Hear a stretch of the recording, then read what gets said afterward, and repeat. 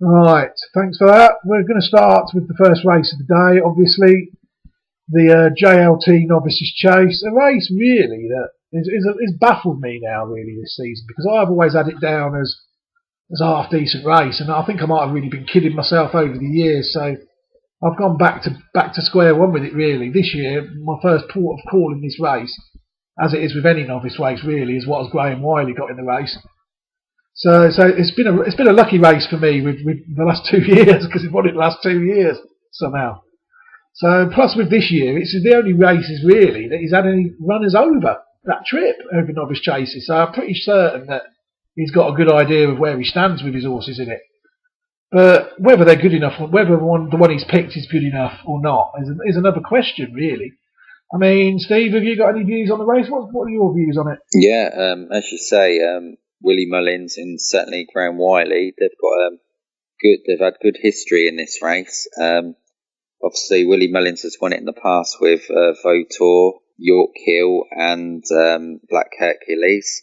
This time they're going in with Invitation Only, the favourite. I think it has got I think it's got a favourite chance, but I wouldn't be rushing to back it myself. I think it's a tough renewal. Well, I've looked at it. It's very, very tricky. Yeah, definitely. Very tricky race. I've actually gone with two other selections in the race. Yeah, I could have easily gone with another two as well. Come on then. What have you got for us? My two tentative selections. I'd go with. Yeah, very tentative. We must stress that these are in no way. It's worth differentiating that when we talk about this race and we talk about the previous race, that Steve and myself are in no way near as confident. It's fair to say, isn't it? Yeah, I'd definitely say that as I said, it's a competitive renewal. Several horses, I'd say. There's horses in the race here that probably only have several pounds between them on their best form, and it's probably just going to be who turns up on the day and produces, really, because it's a tough one to call.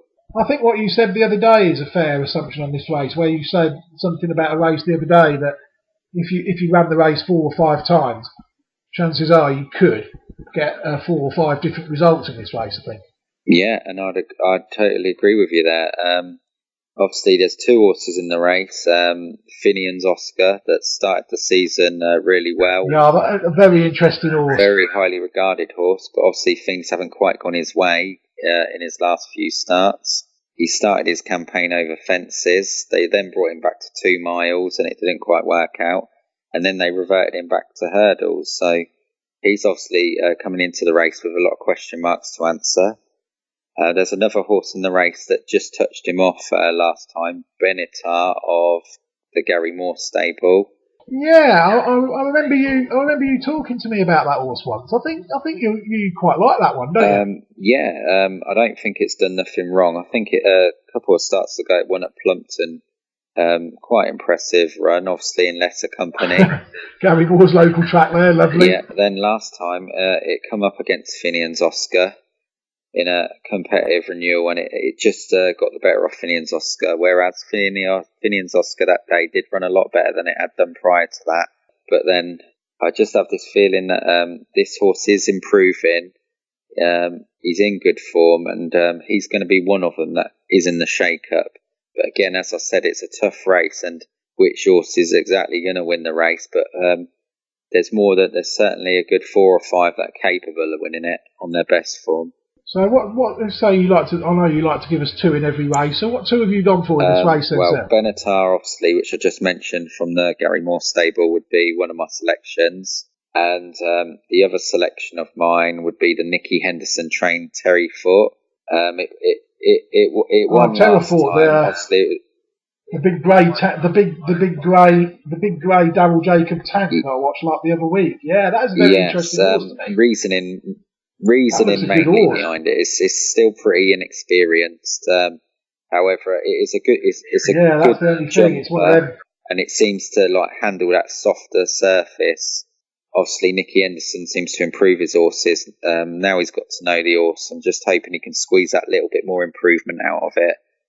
I definitely think it's a player, but as I said, it's a competitive race. It's a tough one. Yeah, I mean, you said about the inexperience. I mean, I know it's been with Guillaume Macaire for a couple of runs before it actually came to England, and I think Muniers and Jacobs, they do well with them sort of horses, mate.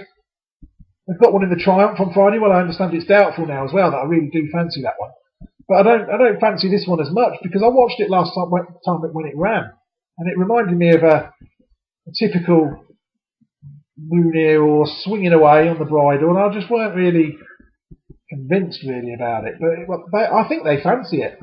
I think they think they've got a good horse. I think it's challenging for favouritism now. I think that was a 4-1 with invitation only at 7-2. I think they fancy it, but with my own eyes, I couldn't be totally 100% convinced about the horse that it would.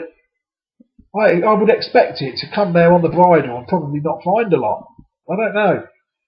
But then again, it wouldn't surprise me if it won on the bridle. Yeah, that sort of race, exactly. Isn't it? I can see where you're coming from. Obviously, it's a tricky race, and I can exactly see where you're coming from. It's going to need to find off. Impossible race.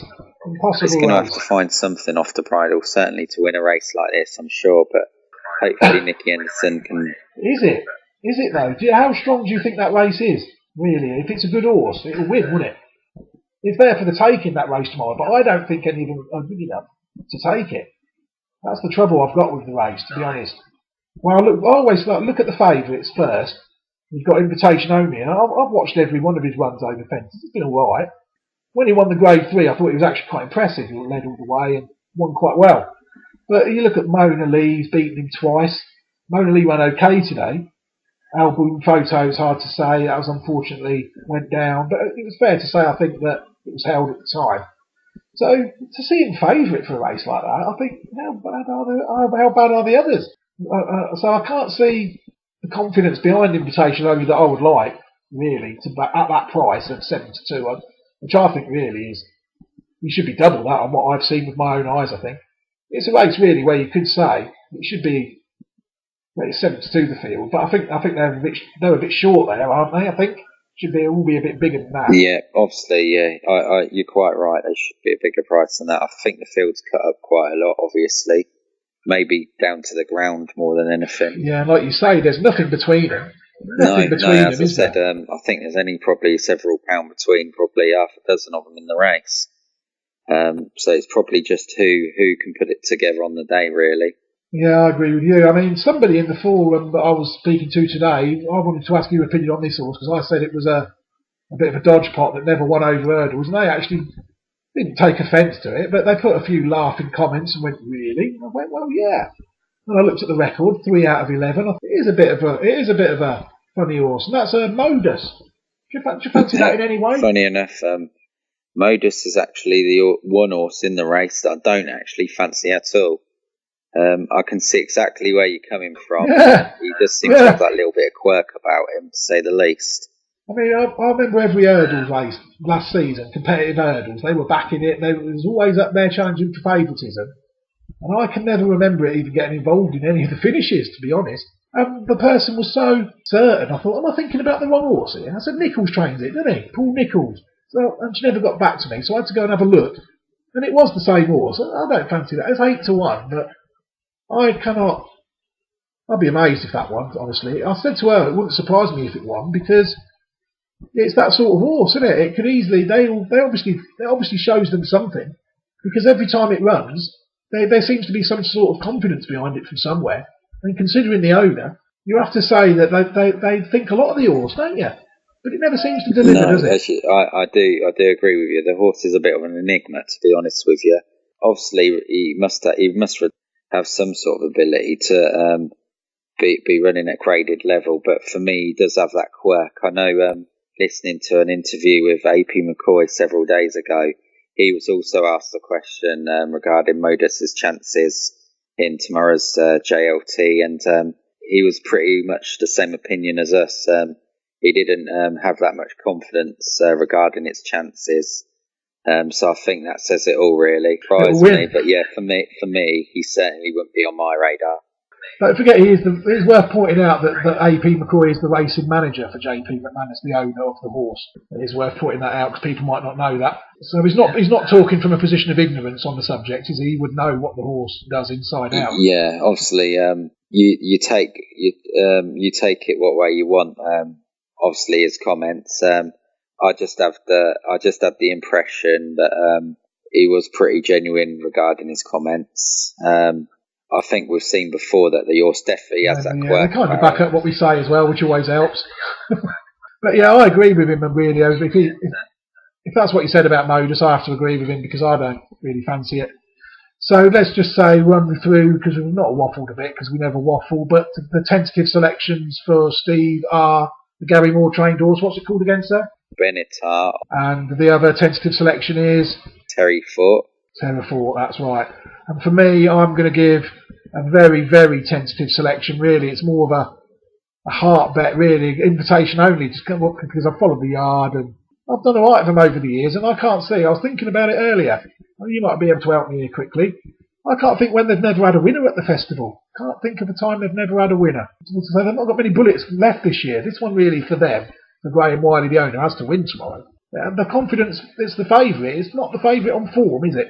I can't see how it is. So there's confidence behind it from somewhere, mate, I think. Yeah, well, as we said, it's very tentative selection, though. I will stress again that it is very tentative selection as well, because it's just not shown me enough on the track. Like, for instance, compare what I'm saying to this horse now, and Steve will be able to vouch how I was regarding York Hill. Won the same race last year. I mean, I knew that was an absolute certainty last year, and I was pretty much saying it all year, wasn't I? To be fair. Yeah, you was. You've always had that thing with York Hill. You've always liked the horse and followed it, and obviously it has a hell of a lot of ability, or certainly did anyway. It's more the fact that I tend to watch the yard, mate, and the yard. I know the yard have good horses, and I get to sort of understand the patterns the yard do. So when they start putting the horses in certain races, I know they think that's their best horse as well. And I know when they've got a good 3 mile hurdler, for instance. I know when they obviously think that invitation only, because they've had up for review. They've had that thing that ran earlier, Bon Bon or Miel. Well, they've had a few over this trip, and he is the best one of them. So it's either him or nothing really for them this year at the festival, isn't it? Because Bell's Hill was entered for the Ryanair, but obviously he's going for a massive step up in trip at one of the Grand Nationals. So they've got nothing else. He has to win from tomorrow. It's as simple as that. If it don't, then they've had a failure, haven't they? I can't see them having a failure. I think I'll be surprised if it don't run a good race tomorrow. Whether it's good enough to win is debatable. Yeah, no, I'd agree with you. Obviously, on strict form, it has got a chance. I wouldn't put anybody off it. There or thereabouts, the same as all the others. It's a tricky race to call without any shadow of a doubt. Can we go prediction and predict probably a close finish? Would you agree? That you'll be surprised if one horse wins by a long way? Yeah, it wouldn't surprise me at all if it's a close finish. I don't think there's much between many of these in the race, and it's certainly be an interesting race to watch anyway.